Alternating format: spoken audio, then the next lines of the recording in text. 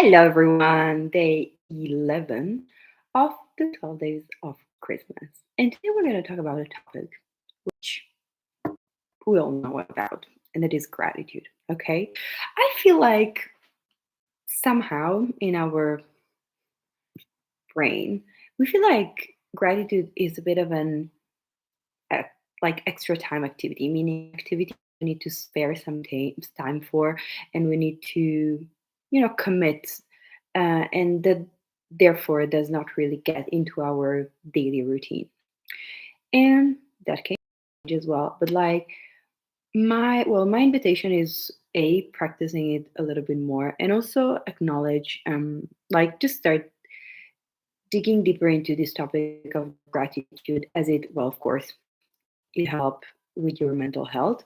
It traces new neurological patterns in your brain. When you kind of know that you have the task to find things you're grateful for, your brain go and look for them, so you have even more things to be grateful for. And also, it's really a creative habit for us to develop, and it also sharpen our observation skills as well. And so first off, let's start. So how do we put that in our family environment? Let's just start by saying that saying thank you does not mean gratitude. This is just good manners. Okay. We all know, we all have, I believe, the experience of having mom or dad kick us in, you know, in the ankles and be like, have you, what do you say to, dad? And you'd be like, thank you. Yeah, this is good manners. It has nothing to do with gratitude. Okay. So, one, out of the way. Two, I find gratitude to be mostly in two categories. One is a performance based category, meaning how, like, if you do something, um, and that can be for yourself, or if someone notices that you do something, um, for whatever greater good that is, you are encouraged to keep on with that behavior. So it's really to encourage any sort of behavior. Like, in the education field, we have the positive token methodology, which is, let's just make it very simple. If you're learning to write, and you're tracing letters, rather than pointing out the letters that do not really go with the shape and size and whatever that it should be, you point, you circle, you just highlight somehow the best letter, so that kids have a visual model and idea of what's their B whatever supposed to look like. Okay. This is great. And gratitude does go through this, result driven thing as well. And the target is exactly that, to accomplish a result. Okay. It's amazing.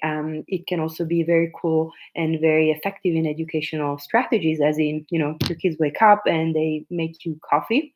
That's amazing. If you stress how grateful and happy you are for them, taking their time and making an intentional choice to fix your breakfast, well, you're encouraged and way more likely to do it more often. And again, amazing.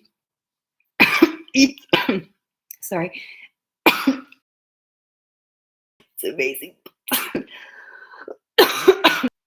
All right. It is amazing, and it can lead to having a need to prove how valuable you are, and it can lead to people pleasing as well, right? So if you are approved of for whatever you accomplish that is deemed valuable, it's a bit of a conditional gratitude. And then we have unconditional gratitude, which I believe switches from approving to barely noticing. It's a very different conversation, and it's where you put yourself in the position of looking with curiosity at someone, not as if you already know them, and therefore you can, pin them down to find science and know what they think, what they will do, and you expect and you judge, which is something that happened a lot when we